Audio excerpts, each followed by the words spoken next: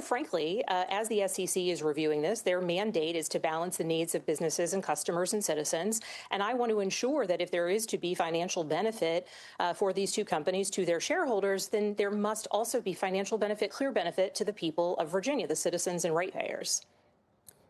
Governor, also wanted to ask you, and this gets to the sort of larger data center story around the country. We're seeing lots of states pushing back on data centers in part because of electricity prices and the like. Just yesterday, Mark Zuckerberg of Meta announced a new fund that will be used to effectively pay communities, sometimes firemen, policemen, others, in markets and in spaces, communities that they are building these data centers. And I'm curious whether you think that's going to be a trend, whether you think that's going to be a welcome trend more broadly from a political perspective, or do you think it's not going to be enough? So I think that Virginia has been, will continue to be, a national leader in the requirements that we are putting on data centers that wish to come to the Commonwealth. And ideally, we can set a national standard for our expectations of any large business that comes to a community, what it is that they're bringing to bear.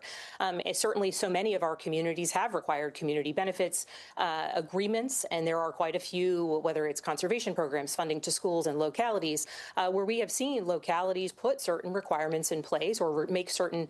requests of those large investors, in this case, particularly data centers. But importantly, part of the larger conversation that certainly exists in Virginia and elsewhere relates to energy consumption and energy-related infrastructure. It's why Virginia created the first of its kind energy consumption tax, again, demonstrating national leadership on how it is that we can ensure that data centers pay their fair share. Importantly, I pushed for the SEC and through the comments process, and ultimately the SEC ruled that for transmission allocation costs, those costs will go to the data centers, not to local ratepayers in a particular region. If there are new transmission infrastructure needs because of data centers coming to a particular area, the costs of that construction, that infrastructure needs to be borne by those data centers. Importantly, in legislation I signed just at the end of June as well, we put certain parameters in place related to noise pollution and water-related technology. And there's much more to do because in this broader conversation, I intend to ensure that Virginia continues in our position of leadership because we can set a high nationwide standard for the expectation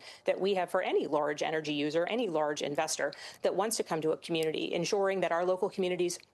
know what they can ask for, know what standards they should be setting, but importantly, ensuring that the state is doing so as well at a statewide level and ideally setting an example for the rest of the nation.